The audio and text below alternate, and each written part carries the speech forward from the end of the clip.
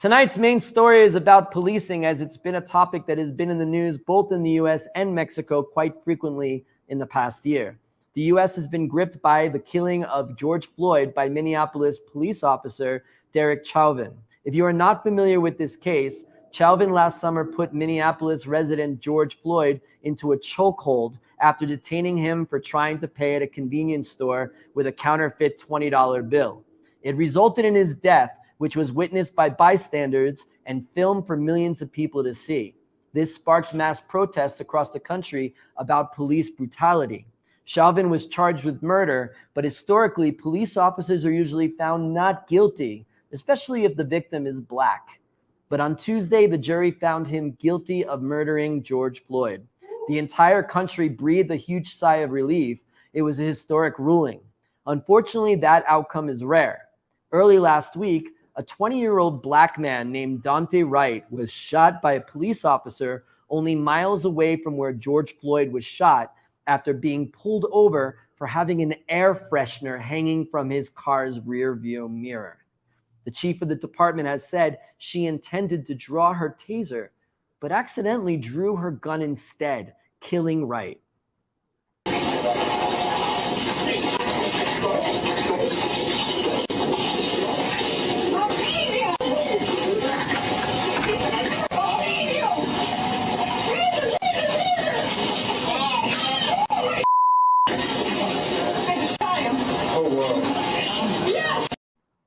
Yeah, compelling, right? She messed up and pulled her gun instead. These are just two instances of many encounters throughout history where police used excessive force on minorities that were not necessary, but probably used because of the color of their skin. We don't really hear anything about the treatment of immigrants from Mexico or Central America in the United States because there's even less advocacy, and because they're in the country illegally, they may have less rights. Because of the attacks on September 11th and the threat of terrorism, both international and domestic, police departments have been increasingly militarized, arming with tanks and gear you would only see in the movies. The defense industry has become a major player in the domestic homeland security market, estimated to be worth over $20 billion in goods and services. Flashbangs, tear gas, rubber bullets, helicopters, armored vehicles. See, this is why some people want to defund the police, because they believe that too much policing is not always good. Others think it's ridiculous that more security keeps people safe, especially if something bad, really bad happens. But let's go over to Mexico, where in late March, police in Tulum tackled 36-year-old Salvadorian refugee Victoria Salazar to the ground and broke her spine, killing her in the process. It was caught on social media. Take a look.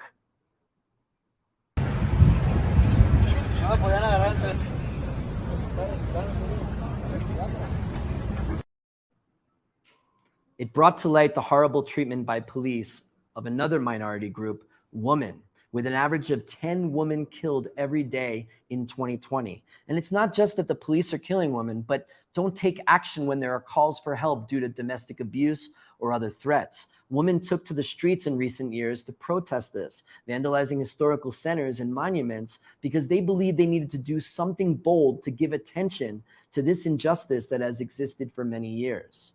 It is argued that the police in Mexico are underfunded, that police officers are poorly trained and often only will take action if they are bribed to do so. My point is, maybe some of the issues are different, but the result is the same. Many people in the US and Mexico fear the police, especially if you are in a minority group. Even Americans in Mexico worry, like John Roberts here, an expat who has lived in Mexico for many years. And to be honest, guys, the only thing you have to actually worry about are the cops. I knew that was coming. The cops. That's it. I mean, to talk more about this, we welcome Dr. David Pérez Esparza, Director of National Information Center in the National Public Security System, to the show. Dr. Perez, thank you so much for joining us on the show today. Dr. Perez, my first question is if you're a woman, if you're poor, if you're indigenous, are you going to get treated differently by the police here in Mexico? Yeah, absolutely. But it also depends where. I think Mexico is a very huge country, has a very complex dynamics. Organized crime behaves differently according to the state, according to the time, according to the type of crime, and police also behave differently. So It is about time, about space, and I think these are, as any other country, very important determinants about the risk of having a good relationship or not with the police. Right. I understand. How is police brutality here? I mean, we saw the instance in Quintana Roo, and of course, we've been talking about in the US, it's been happening constantly. Do you feel that in Mexico, it's as big as a problem as it is in the US?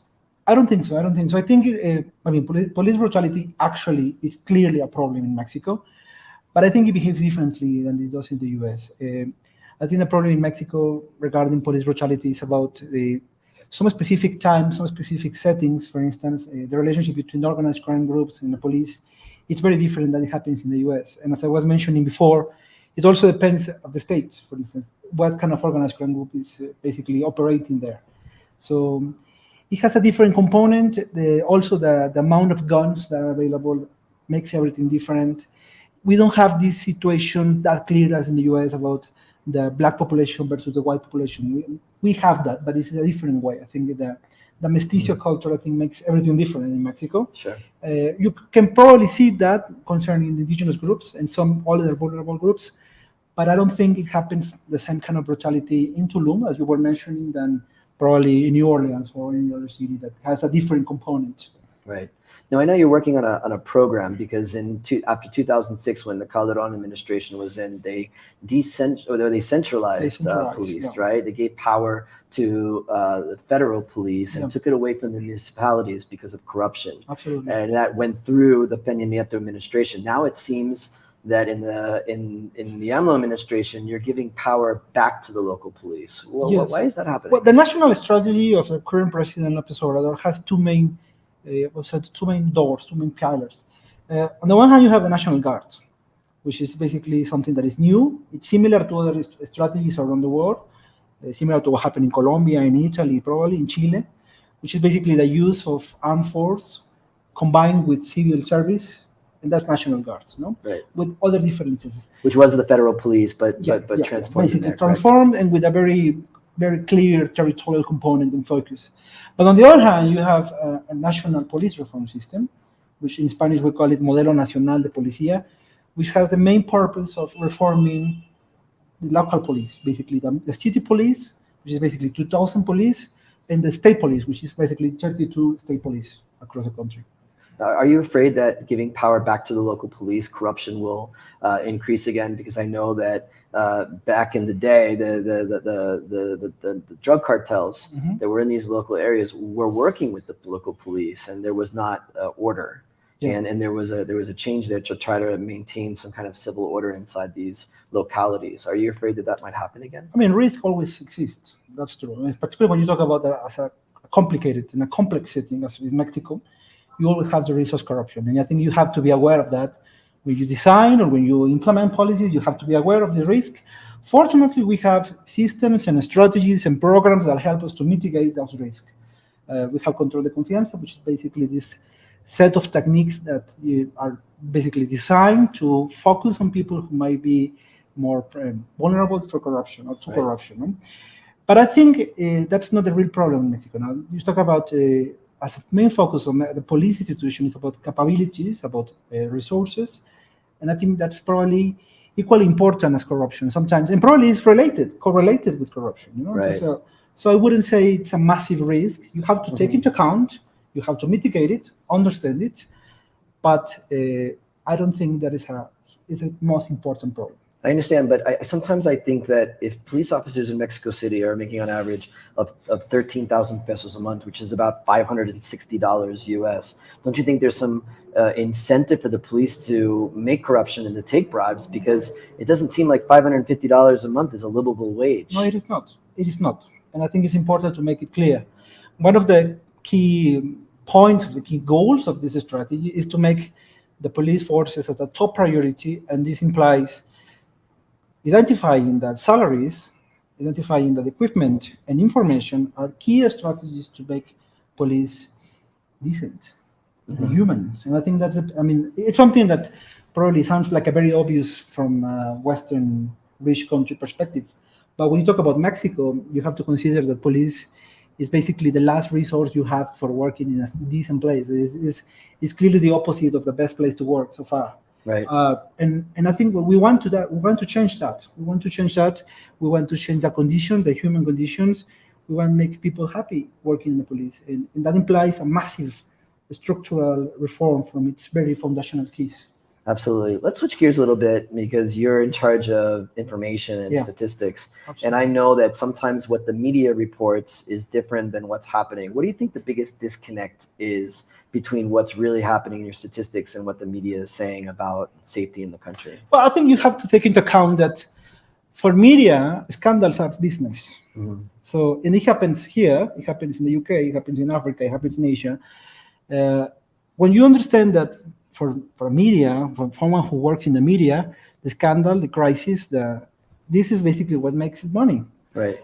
And that's something normal of democracies. And I think we shouldn't be afraid of that. It's something normal. It happens in the US, it happens in this case of Floyd. But in the case of Mexico, I think media, in academia, in society, we should be more prepared to use data in a very smart way to understand what's going on really. For instance, in the case of Mexico, homicide has been reducing during this year, and it has been reducing since AMLO is in power.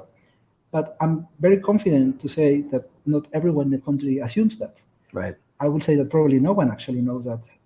No, I definitely didn't think that. I thought it was on the rise. No, you hear it all was these on the mass rise. graves that are Yeah. being found. I mean, and this is clearly a huge problem. And Right. I think we cannot deny that. But I mean, if I tell you that homicide reduces 4% this year compared to the last year, it's something that no one knows in Mexico. So, Of course, the narcos were in quarantine too, right? That's That's a true. thing that Yeah. happened, Yeah, right? yeah, yeah, You know, with cubrebocas and everything. absolutely. Yeah, at the end of the day, you have to understand that COVID actually makes a difference. Mhm. But most of the crime, for instance, car theft and other crimes, started to reduce before COVID. Okay. So I think it's related, and I think we need more evidence, we need more data to actually understand what's the role of COVID in crime. Most Right. people, I don't know if you remember, when Mexico, at least when we have this debate and COVID started, people say, oh, with COVID, it's going to be a massive crisis. Everyone's going to be killing each other for food. And you don't see that either. Yeah. Well, So- I mean, my kitchen is stacked with soups and And pretzels. you don't feel threat. You Yeah, don't I feel never had to particularly use threat. No, and it's interesting that you're saying that because a lot of Americans are thinking that Mexico is crime infested because you have a small killing in Puebla, Mhm. and then a woman from Topeka, Kansas is scared to send her daughter to Cancun, right? Yeah, I mean, these are the disconnected It's a massive country. It's a massive country. Right. It's the size of Europe. Yep. You have to consider that. I mean, Chihuahua is the size of Germany. Yep. So when you understand that and you put this in perspective, you see that Mexico is a large country, it's a highly populated country. 127 million people live here. Right. You have cities such as Mexico City, such as Monterrey, such as Guadalajara. You have rural areas in Michoacán. You have the coast in Acapulco. You have Cancun. And all of this is Mexico. And it's the same in the US. But Yeah, I would sometimes- say so. Someone gets killed in Newark, you know, you're not going to be scared to go to Arkansas Topeka, Kansas, or whatever. right? Yeah. But I have time for one more question. Tell us one statistic that you've seen that would be very surprising to us. That's something really interesting for us.